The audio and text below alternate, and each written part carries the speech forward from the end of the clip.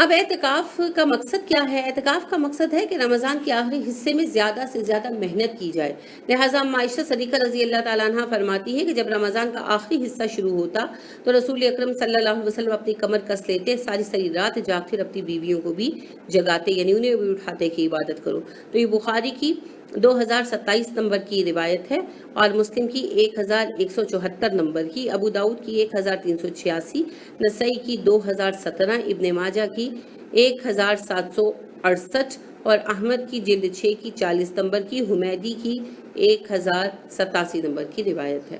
اب بات یہ ہے کہ آپ صلی اللہ علیہ وآلہ وسلم کا اپنی بیویوں کو جگانا اور خود بھی جاگنا آخری عشرے کی اہمیت میں تھا نا، تو آپ صلی اللہ علیہ وسلم آخری عشرے میں پوری رات کی عبادت کی خاطر ہی اعتکاف کیا کرتے تھے۔ اس سے یہ بھی پتہ چلتا ہے کہ معتکف شخص دوسرے کو آواز دے کر جگا سکتا ہے۔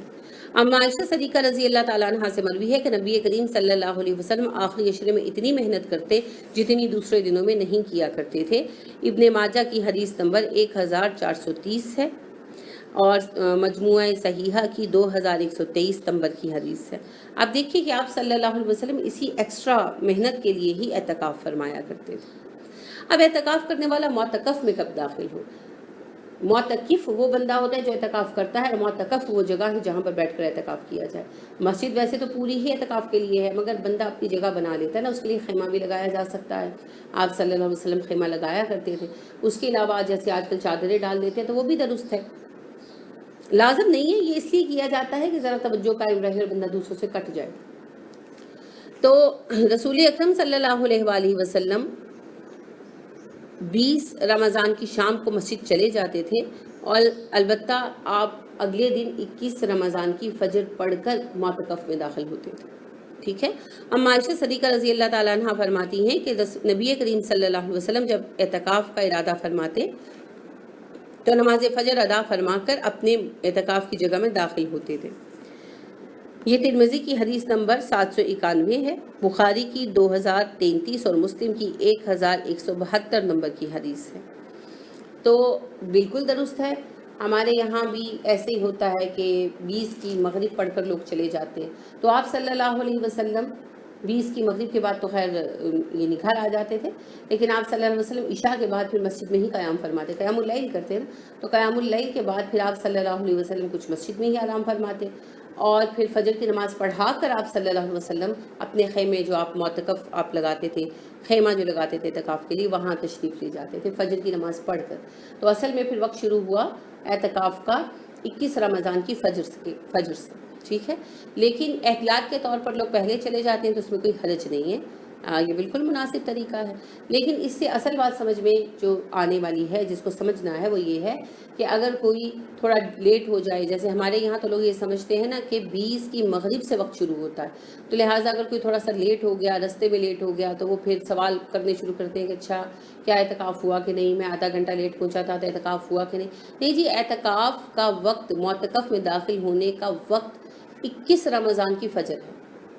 اگر آپ پہلے پہنچ گئے، رات آپ نے معتکف میں بسر کر لی، بہت اچھا کیا، بہت اچھا کیا، کوئی حرج نہیں ہے۔ لیکن اگر آپ لیٹ ہو گئے تو آپ کے اعتکاف پر کوئی فرق نہیں آیا، کیونکہ اعتکاف کا اصل وقت اگلے دن سے شروع ہو رہا ہے۔ اب اعتکاف میں کیا کرنا چاہیے؟ اعتکاف میں کثرت کے ساتھ عبادت کرنی چاہیے۔ لوگ طرح طرح کے مجموعے وظائف لے کر بیٹھتے ہیں، نہیں جی، رمضان قرآن کا مہینہ ہے، سب سے زیادہ قرآن مجید پڑھیے، نماز پڑھیے، یعنی نفل جو ہے نوافل ادا کیجیے، اذکار پڑھیے، جو اللہ رب کریم کی مختلف تسبیحات ہیں وہ پڑھیے۔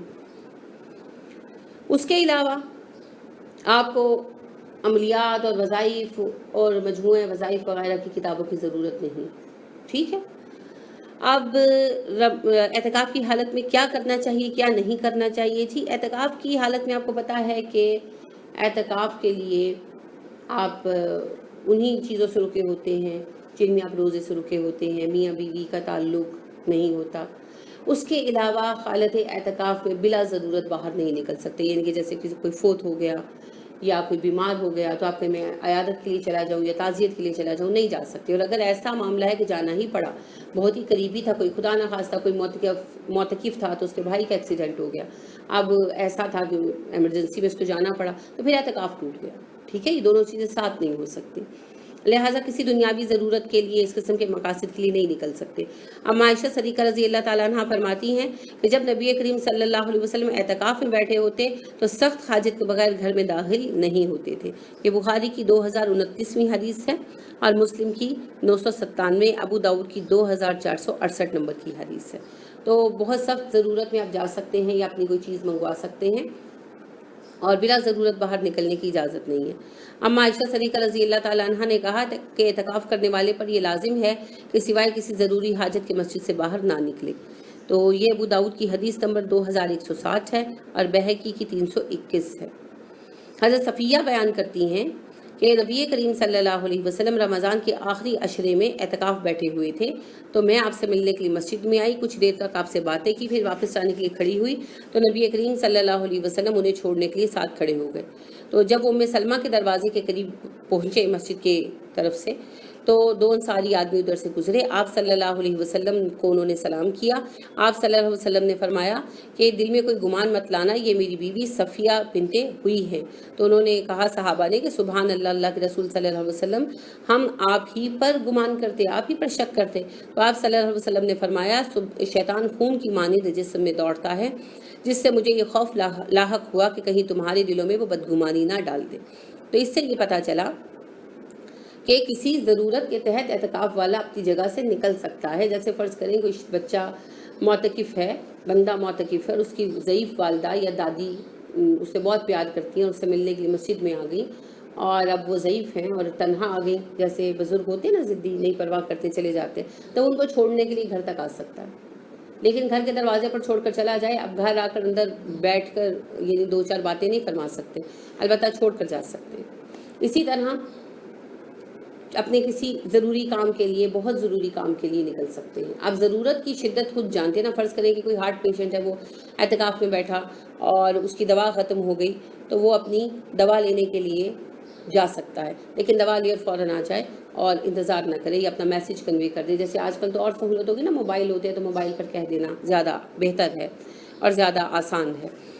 اس کے علاوہ اعتکاف کرنے والا اعتکاف کی جگہ سے بلا ضرورت نہیں نکل سکتا، اور باتھ روم وغیرہ کے لیے جانا ضروریات میں شامل ہے، ٹھیک ہے۔ تو رسول اکرم صلی اللہ علیہ وسلم کے زمانے میں تو آپ کو پتہ ہے شہر میں انتظام نہیں تھا، تو لوگ شہر سے باہر جاتے تھے رفع حاجت کے لیے، تو ظاہر ہے معتکف لوگ بھی جاتے تھے۔ تو ایک خاتون نے سوال کیا مجھ سے کہ جو دیہات میں لوگ بیٹھتے ہیں تو کیا پھر وہ جب باتھ روم وغیرہ کے لیے جاتے ہیں تو اعتکاف ٹوٹ جاتے ہیں؟ نہیں، وہ تو ضرورت ہے، اس سے وہ تو ایک سخت ضرورت ہے نا، اس کے بغیر تو گزارا ہی نہیں ہے، لہٰذا باتھ روم وغیرہ کے لیے جانا بالکل درست ہے۔ اگرچہ اس کا اہتمام مسجد میں فرض کرے نہ ہو اور مسجد سے باہر جانا پڑتا ہو، تو مسجد سے باہر جا کر بھی واش روم وغیرہ کی حاجت کو پورا کیا جا سکتا ہے اور اس سے اعتکاف پر کوئی اثر نہیں آتا۔ اس کے علاوہ ایک اور جو اہم بات ہے وہ یہ ہے کہ اعتکاف کے دوران نہایا بھی جا سکتا ہے۔ رسول اکرم صلی اللہ علیہ وسلم اعتکاف کے دوران سر دھلوا لیا کرتے تھے، اس میں کوئی پابندی نہیں ہے۔